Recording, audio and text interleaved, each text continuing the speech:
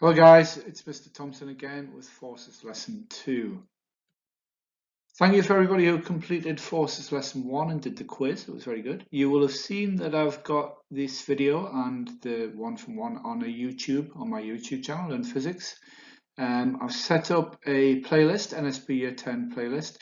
The reason being that you can always go back to these. I will add as we go along, and if at any point you need to go back and have a look at lessons or videos that I've asked you to watch, then they're all there. Hopefully that's quite useful. So on this you can see Forces Lesson 1. This is a screenshot, obviously before I loaded this one, so you will now see Forces Lesson 2 on there. And the two videos at the bottom are two that I'm going to ask you to watch while we do this. If you could just play this video and pause at the relevant time, taking notes and watching videos and see it all the way through, you hopefully will get this. Okay, the lesson objectives today with 5 things. I want you to know the difference between mass and weight, and I want you to be able to calculate weight using the equations. Now you might be saying to yourself, I hope you are saying to yourself, we did that in year 9. And you did that when you were doing about energy. So it should be quite straightforward. If you remember it, you can skip through that quite quickly. Resultant forces is will be new to you. And the last 2 ones are a bit of a challenge. The higher level is drawing free body diagrams and draw vector diagrams. So let's begin with the first 2, as I say, the ones you did back in year 9, so it's a while ago. Let's see how you remember. Let's check the spec. This is what you need to know. Gravity. Weight is a force acting on an object due to gravity. The force of gravity close to the Earth is due to the gravitational field around it. Skipping a bit, you'll get the equation which you learned in year 9, and you do need to learn this one. Weight is mass times gravitational field strength. So what I'd like you to do, it's a bit of a long video, but it is an excellent video, is I'd like you to recap on this topic by watching this Fuse School video. You can find it either in the playlist or you can click on the link and show my homework. So if you pause this video and switch to the other one, come back when you've finished that. Okay, back to the spec. In your books, I would like you to decide how much of this you need to write down. If you are completely confident with this, you probably just need to write the equation and the units.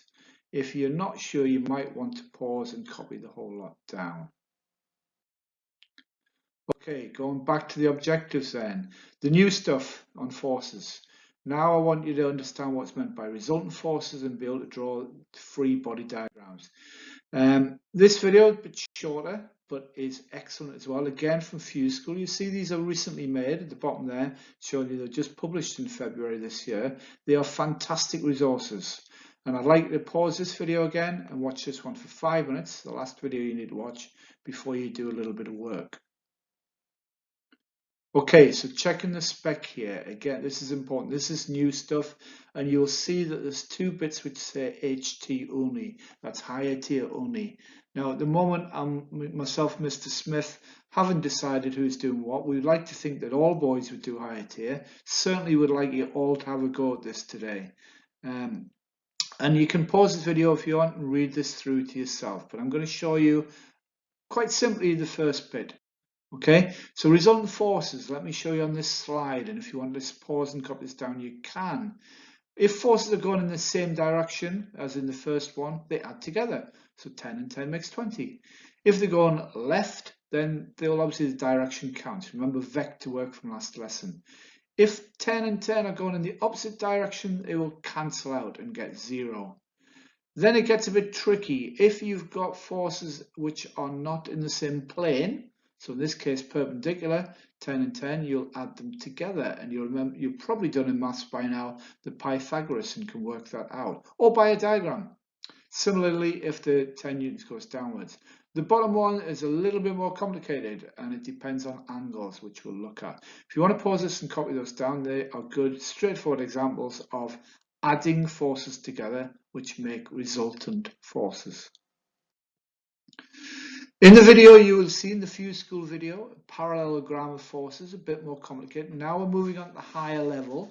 If 2 forces are not at 90 degrees and at an angle, then the best way to work out the resultant force is to draw a diagram, a free force diagram.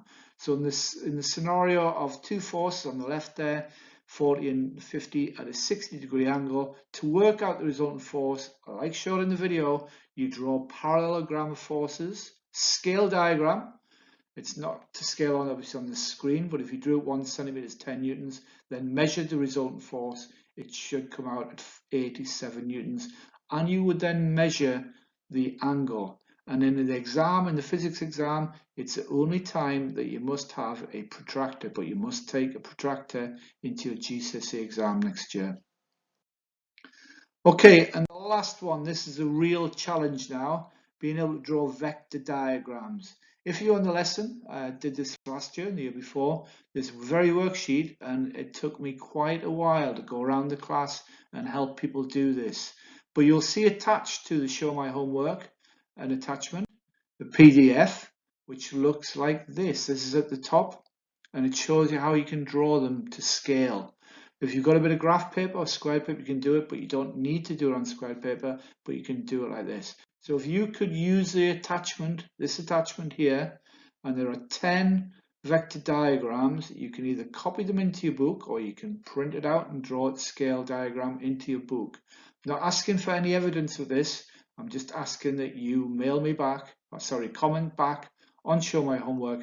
Let me know how you got on today. Bit more of a challenge.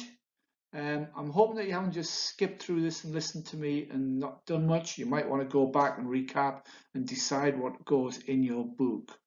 Okay, last reminder about the quiz. If you don't get it in, I'll be contacting you directly or your parents.